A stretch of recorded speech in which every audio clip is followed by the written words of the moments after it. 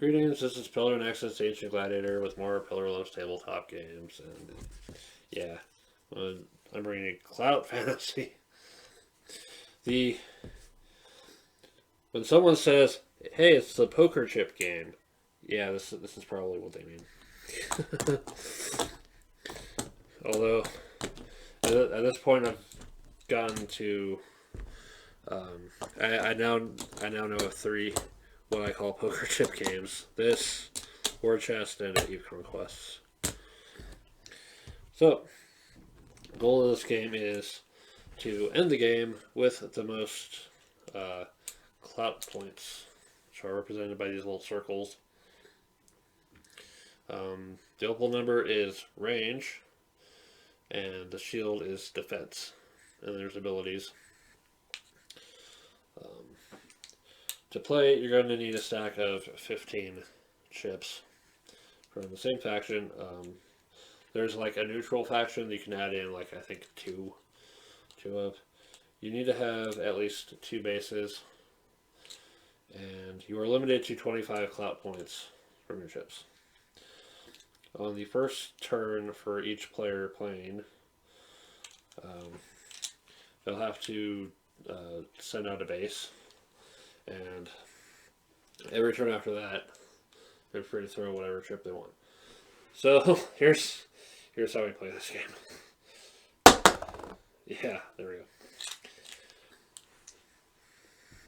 Ultimately, what you're trying to do is send out your own stuff.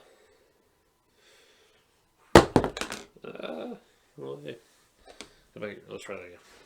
Send out your own stuff so that you have more of your own stuff around your own base, and then try to eliminate enemy bases or the stuff around their base to reduce points. The game, so there are bases which provide abilities and make your units worth more clout points at the end. So let's go actual range. We'll feature the range increment. So let's say I sent out this person, and so here's the actual range measurement. From one black line to the next black line is approximately 5 centimeters to figure it out. So this base is in range of that, those abilities, but I think the strike is not strong enough to get past the defense. But if there's someone else nearby, they could strike that to get rid of it. There are also like abilities that'll have like the little lightning bolts in this shield that are just, you throw them, they do their shit, they're gone. And then there's the rules for actually throwing. You can't have your hand over the playing area. It has to be, the chip has to come from outside the playing area, and you have to throw it up. You have to throw it up, and then have it land. And if it rolls off the table, sucks to be you. Alternatively, there's rules for playing this game on like a big floor or something. The intended playing area for this game is 1 meter by 1 meter. A folding card table is like less than that, but I think that works just as decently. I'm still making my play mat for this game. Yeah, there's the list where I wrote down all the starting stuff in case things out. Yeah, I'm still working on it. Because you know what? I do in fact want to play this game with other people.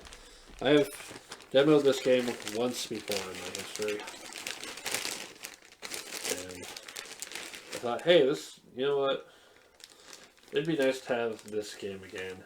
I know it's old, a bit on the old side, But I'm sure I can find some stuff. Starter sets were pretty easy to come by for this game. Getting a booster box is going to be stupid ass expensive, and I'm almost thinking maybe I should just accept having the 4 starter sets of the goblins versus the elves, or goblins versus centaurs, elves versus undead.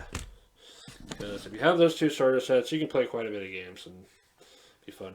The only thing you're missing out on without the boosters is our relics.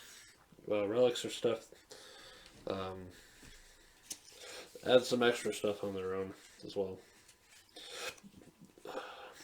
Yeah. There's also a handicap system of a player who's might not be good as throwing. They measure their range increments by the red lines, which are like 7 centimeters in between them, which I think is cool. Games having systems like that to help with people, And yes, these are the trays from War Chest that I'm using for Clout Fantasy, because that's what I'd rather use them for. But what the hell do I love about this game? I think just how completely different it is. It's a collectible game of throwing chips, and it's okay. So I generally don't drink alcohol. I'm wondering how good of a game this would be for as a